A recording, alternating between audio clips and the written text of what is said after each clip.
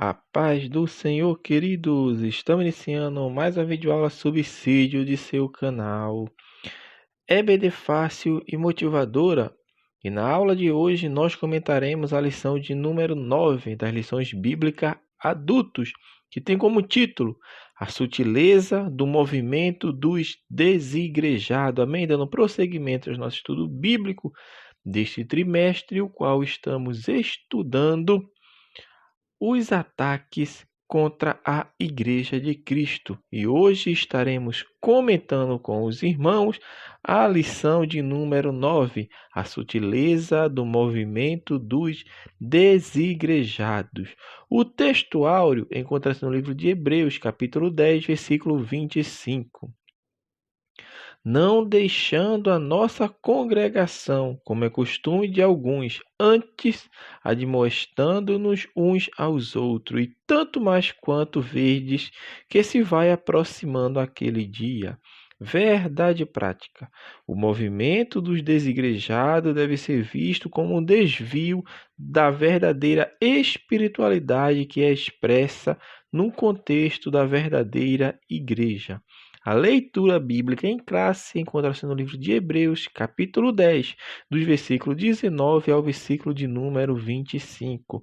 Então vamos lá, meus amados irmãos, comentar a lição de número 9, a sutileza do movimento dos desigrejados. Amém? Então vamos comentar um pouco sobre esta lição que estamos estudando ao longo deste trimestre, vendo algumas das sutilezas do inimigo contra a Igreja de Cristo. E por que o movimento dos desigrejados, que o autor vem tratar nesta lição de número 9, também se trata de uma sutileza. Por quê? Porque afeta diretamente o corpo de Cristo. E quem é o corpo de Cristo é a Igreja.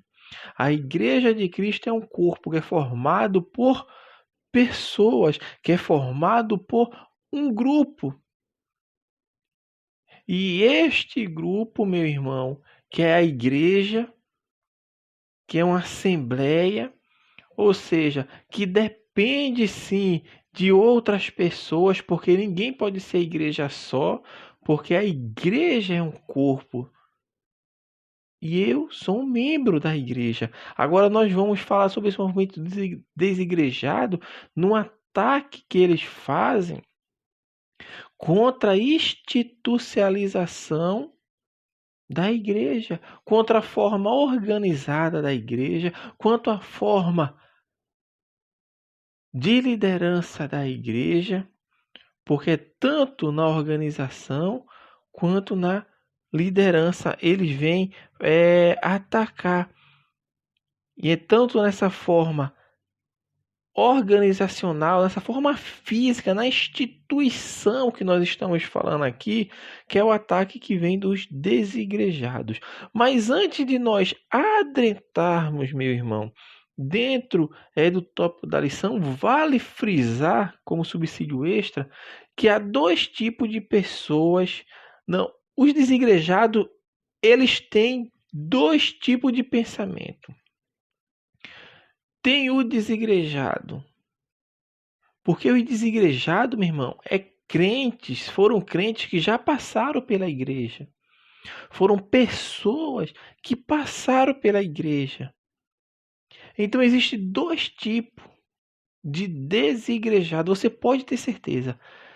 Todo o desigrejados que combate a forma institucional, a forma de organização, a forma de liderança da igreja, de governo da igreja, foram pessoas que um dia já estiveram no seio de alguma igreja. E existem esses dois tipos de pessoas na esfera dos desigrejados. Primeiro, existe o que saiu magoado. Vamos falar assim, magoado com Deus. Magoado com os irmãos da igreja, ou seja, é o desigrejado vitimista, que vem para apedrejar, que saiu da igreja apedrejando a igreja, falando mal de igreja, por isso ele é contra tudo que se faz dentro da igreja. Ataca a instituição, ataca a liderança, é o vitimista, saiu magoado. saiu triste por alguma coisa que aconteceu ou deixou de acontecer. É o que saiu, é o desigrejado vitimista. E existe o outro desigrejado, que é o desigrejado revolucionista, que quer mudar tudo da igreja. Saiu da igreja porque ele quer mudar tudo. Ele quer revolucionar. Ele quer fazer uma revolução religiosa contra as instituições, contra a forma organizacional das igrejas. Então, é esses dois tipos de pessoas. O autor da lição ele vai frisar, meu irmão, na lição bíblica, que nós devemos procurar entender o pensamento dessas pessoas, porque é isso que ele vai retratar no primeiro tópico. Ele vai mostrar a visão que essas pessoas têm da igreja, que é basicamente nesses dois sentidos que eu já falei para os irmãos, que é um ensino anti-institucional e um ensino anticlerical. Por que é um anti-institucional? Porque eles alegam que na igreja primitiva não haviam templos, não havia instituição alguma. E com isso eles atribuem essa forma de organização, de instituição, começou a partir do imperador chamado Constantino, e a partir daquele momento, quando houve essa aliança, quando houve essa união entre Estado e Igreja, que começou-se agora a ter-se organização, essa institucionalização da igreja. Essa é a alegação que eles dizem, que fora feita no período do imperador Constantino. Então eles têm sim essa visão anti-institucional e eles atribuem isso ao imperador Constantino, e quando a igreja abraça aquilo, segundo eles, abraçou-se essa forma institucional a partir deste momento. Porque eles alegam que a igreja, quando surgiu, a igreja primitiva, relatada em Atos, mais propriamente falando, ela não tinha uma estrutura física. Ela não tinha uma estrutura organizacional, institucional, vamos falar assim. Mas será que ela não tinha? Será que não houve uma forma organizacional? Será que não forme uma institucionalização? Será que não, meu irmão? Quando a gente lê o livro de Atos, será que isso não fica claro para o nosso entendimento? Será que está sendo feita uma interpretação um pouco voltada para a exegese, ou seja, querendo extrair do texto aquilo que eu quero entender? Porque existem razões contextuais dentro do livro de Atos que nos mostram, sim, porque não existia naquele momento, quando começou a surgir a igreja, quando começou a se expandir, não existia os templos, vamos falar assim. Mas os discípulos, assim que se converteram, eles não deixaram de irem à sinagoga. Eles não deixaram de irem para as orações nas sinagogas. Mas por que eles deixaram? Porque começaram a ser perseguidos. Começaram a ser mortos. Começaram a sofrer agora todo tipo de calúnias e perseguições. Perseguições essas até físicas. Então, meu amado irmão, em países hoje, em pleno século XXI, em pleno século XXI, existem países que não têm igreja. Na forma institucional. Por quê? Porque é país perseguido. É país que sofre pela liberdade que não tem de se expressar, de propagar o evangelho, de se reunirem de livre e espontânea vontade em um lugar, em um determinado horário. Mas eles não fazem isso não é porque eles são contra, porque o problema do movimento desigrejado é isso. Eles tentam atacar a instituição, ele tentar atacar a forma organizacional das igrejas. Mas é justamente por isso, por dois motivos. Ou ele saiu brigado com Deus e hoje tomou uma postura vitimista, ou ele quer ser um revolucionário. Ou seja, ele se considera alguém como fora da caixa, alguém que foi iluminado com o conhecimento que não precisa mais de alguém para o guiar, de alguém para lhe ensinar, porque eles acham que já chegou nesse status. Muitos já acham isso. E eu estou falando isso porque eu tenho conhecimento de casos desse tipo. Conversei com pessoas desse tipo, sei como essas pessoas pensam e não querem se submeter a nenhuma liderança, que é o outro tópico da lição que o autor vai falar. Essa ensino anticlerical. Porque o desigrejado, ele não reconhece pastor, evangelista, presbítero, mestre, não reconhece. Observe que nestes pontos aqui, o autor está indo bem claro nesta visão que eles têm da igreja como instituição. Porque, na verdade, o desigrejado, meu irmão, é pessoas normalmente insubmissas, que não querem estar debaixo da liderança de ninguém, não querem ser guiados por alguém. Para eles, não tem alguém que foi colocado por Deus para o guiar, porque eles dizem que o pastor dele é Jesus. E eu fico pensando, o apóstolo Paulo, quando reúne os bispos que ele constituiu, e quando ele está dando aquelas instruções, ele fala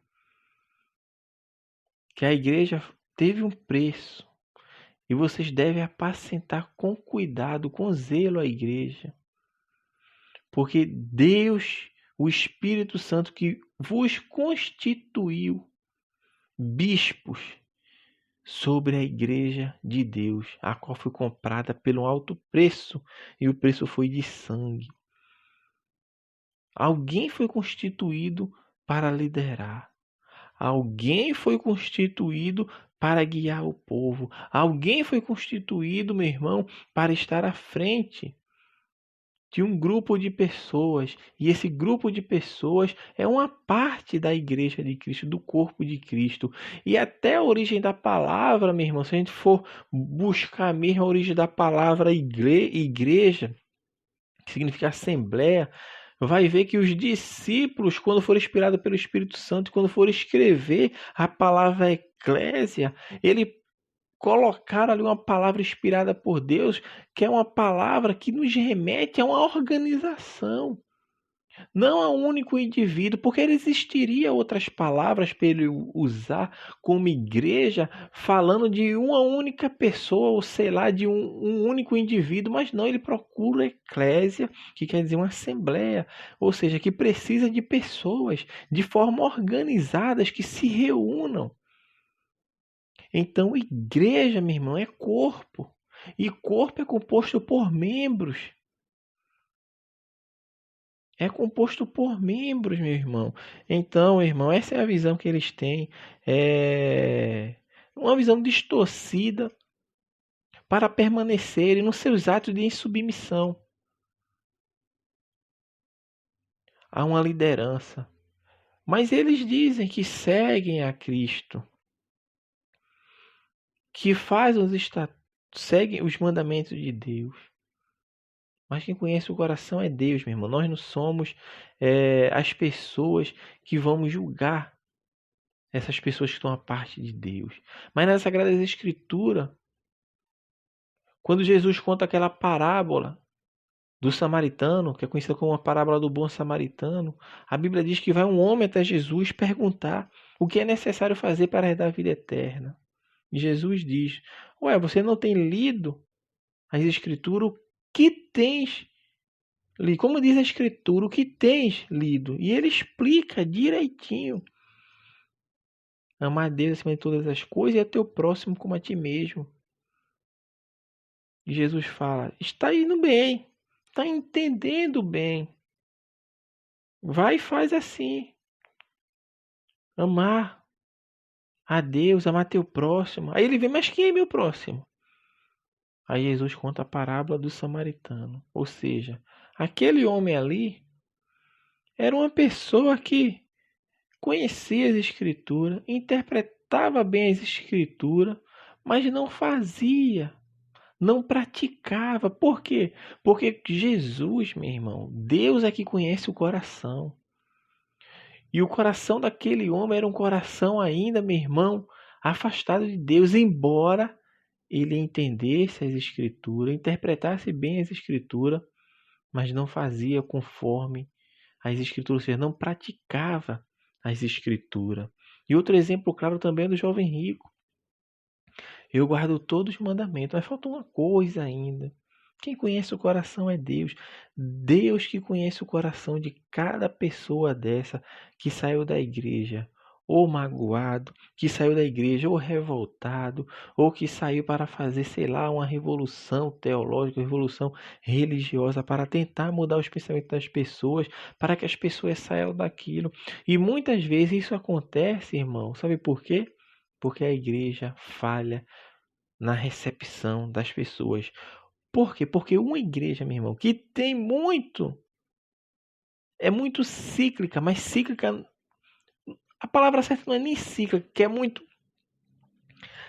mudada. Seus membros mudam repentinamente, ou seja, em um ano existe um determinado grupo de pessoas, no outro ano outro, no outro ano outro, e aquelas pessoas da primeira leva, vamos falar assim, segunda, terceira, que vem entrando naqueles anos, não começam a desaparecer, a sumir.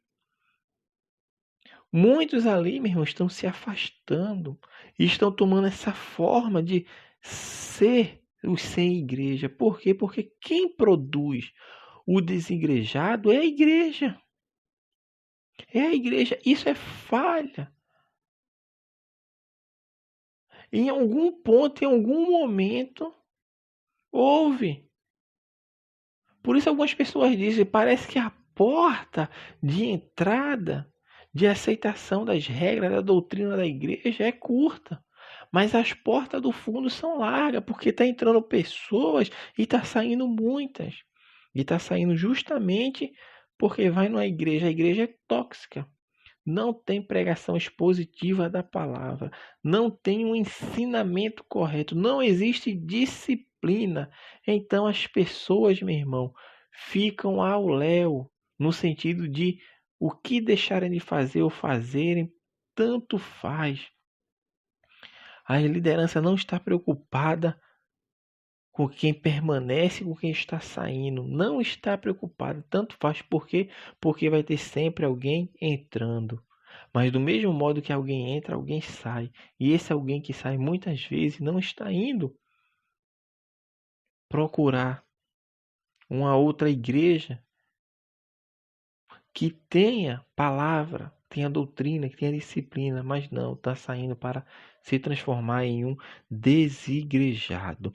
Mas a natureza da igreja testamentária, nós vemos que ela é um organismo. E nós entendemos muito bem isso, porque nós sempre falamos que existe a igreja invisível, que é a igreja de Cristo, todos os crentes salvos, tanto do Antigo quanto do Novo Testamento. É a igreja das pessoas que já partiram, dormiram no Senhor, quanto a igreja que está aqui ainda na terra militante. Então tem essa igreja invisível, que é a igreja militante. E também tem a igreja física, a igreja visível, que é a igreja instituição. É a forma organizacional da igreja. Então a igreja é tratada tanto como um organismo, e esse organismo vivo é o corpo místico de Cristo, que nós estamos inserido, é pessoas de todos os povos, línguas, nações, tribos, que formam esse organismo vivo, da qual nós somos membro. Por isso é igreja, é assembleia, é reunião de pessoas. Não existe assembleia de uma única pessoa, meu irmão. A assembleia é sempre de um grupo de pessoas, não existe. E esse grupo de pessoas não é que eu me encontre numa lanchonete, é que eu me encontre numa praça pública, não. É um grupo de pessoas organizado que está debaixo de uma liderança. É a igreja, é a forma institucional da igreja. Que essa forma institucional é herdada, meu irmão, dentro do judaísmo. Os apóstolos é como se estivesse copiando a forma organizacional que existia no templo. Que existia no templo, meu irmão. É como se ele pegasse, adequasse para que a igreja neotestamentária tivesse a sua também organização. E isso aconteceu, e nós vemos isso bem claro no livro de Atos, quando tem aquele concílio em Jerusalém. Ou seja, existia líderes, existia pessoas que estavam exercendo sim liderança sobre grupo de pessoas. Então, se tem uma pessoa que está exercendo liderança sobre grupo de pessoas, é porque aquela pessoa ali, meu irmão, ela tinha a responsabilidade de instruir aquele grupo de pessoas, aquela parte do corpo de Cristo. Então existia sim uma organização, meu irmão. E essa importância da necessidade de ser igreja é isto. Que Paulo, quando está escrevendo aos Efésios, no capítulo 2, versículo 19, ele fala que a igreja é a família de Deus. A igreja é a família de Deus. A nossa forma de adoração, de culto, de reunião é sempre, meu irmão, como eu falei, extraída daquilo que já era feito pelos judeus no Antigo Testamento. Imagine agora o judeu que não vai para Jerusalém, que não vai ao templo. Será que este era considerado seguidor de Deus na antiga aliança? Será que era assim que os judeus os tratavam como irmão? Ou seja, que crescem no mesmo Deus, que professassem a mesma fé? Eu acredito que não, e certamente que não, meus irmãos. No Antigo Testamento tinha que se ir ao templo, a se reunir, aos sábados ao templo, para ler a palavra, para aprender, para entender a interpretação das escrituras sagradas, porque isso é que a igreja herda como instituição, e a igreja é considerada assim a família de Deus. Tem que viver em comunhão, é um ajudando o outro, um ao lado do outro, entendendo, ouvindo, comunhão. E comunhão é isto, meu irmão. É eu sofrer com meu irmão, é eu sentir a dor que meu irmão sente, é a necessidade do meu irmão ser para mim como a minha necessidade para eu estender a mão. E isso só se acontece dentro de uma estrutura organizacional, que foi isso que aconteceu também quando foi instituído os diáconos, ali no livro de Atos dos Apóstolos, que estava acontecendo uma contenda entre as viúvas dos judeus e as viúvas do grego,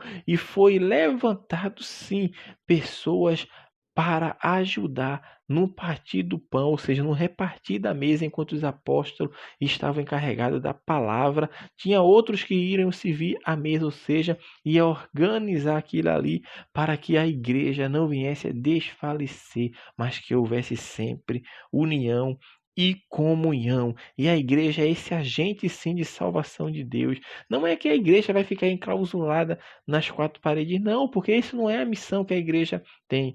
A missão da igreja é sim proclamar o evangelho fora também das quatro paredes. Proclama dentro da igreja, proclama. É o quartel-general de Deus. É ali que você se prepara, é ali que você se alimenta, é ali que você, meu irmão, recebe as instruções divinas da parte de Deus para que você esteja preparado para sair ao campo de batalha que é o mundo e levar o evangelho. E isso só acontece para aquela pessoa que sim está alicerçada em Deus e acima de tudo está debaixo de uma liderança espiritual, porque a palavra de Deus nos fala que sim, o líder, o pastor, ele há de prestar conta a Deus da igreja, ele há de prestar conta sobre o qual Deus tem colocado para exercer seu ministério, porque a palavra de Deus nos fala, a uns Deus deu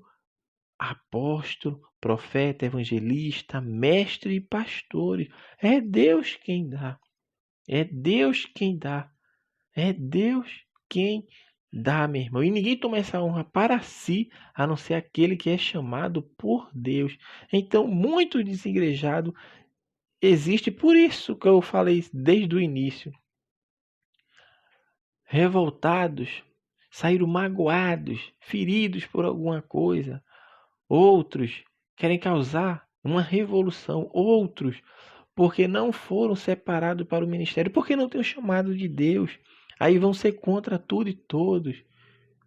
Mas também não poderemos ser injustos com relação a uns que estão fora da igreja. Estão sim. Mas não tem essa visão como o autor está falando aqui na lição. Tem pessoas que não frequentam a igreja, não estão debaixo de liderança nenhuma, mas vivem sua vida como um homem piedoso, como um homem que para ele está tudo bem, tudo legal. Não é contra a igreja, não é contra ter pastor nem nada, mas ele leva a vida dele à parte. Aí entra a questão, será que essa pessoa é um desigrejado ou desviado? Na visão do autor, uma pessoa que está vivendo assim, certamente é um desviado. Porque o desigrejado é o que diz que já é cristão. Ele professa que é crente. Mas qual é a tua igreja? Eu não tenho igreja. Eu não estou preso, segundo eles falam, a essas coisas criadas pelos homens, essas tradições dos homens. Eu sei de uma coisa, irmão. Alguém, no final das contas, vai estar certo. Alguém, no final da conta, vai dar certo. Ou nós, que estamos falando aqui, dentro da visão do autor da lição, ou eles. Agora, até que ponto isso pode acarretar na nossa salvação ou na salvação deles? Nós hoje estamos debaixo de uma liderança, sim, porque entendemos pelas Escrituras.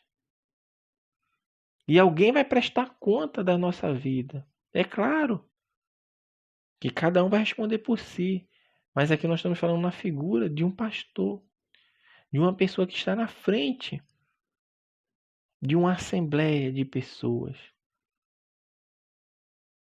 Então é complicado nesse sentido, porque no final das contas alguém vai estar certo.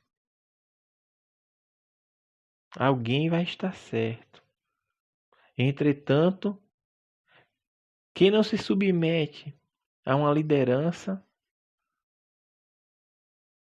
está certamente em desobediência à Escritura Sagrada. Por que está contrário ao que está pregonizado nas Escrituras Sagradas? Porque o Espírito Santo de Deus constituiu bispos sobre a igreja de Deus. Quem é teu líder? Você que diz que não tem igreja. Quem é teu mentor? Aonde você aprende? Aonde você estuda a palavra de Deus? Na lanchonete, na praça. Será que isso é ser igreja? Será que isso é estar alinhado com a vontade de Deus? É uma lição para nós refletirmos, meu irmão. refletindo. Existe essa importância, assim, a necessidade da igreja. Porque a igreja foi constituída por Deus. Por isso Paulo chama a igreja a família de Deus. Igreja, família de Deus. Família nos remete a grupos, a pessoas que estão, meu irmão, alinhadas sobre o mesmo propósito.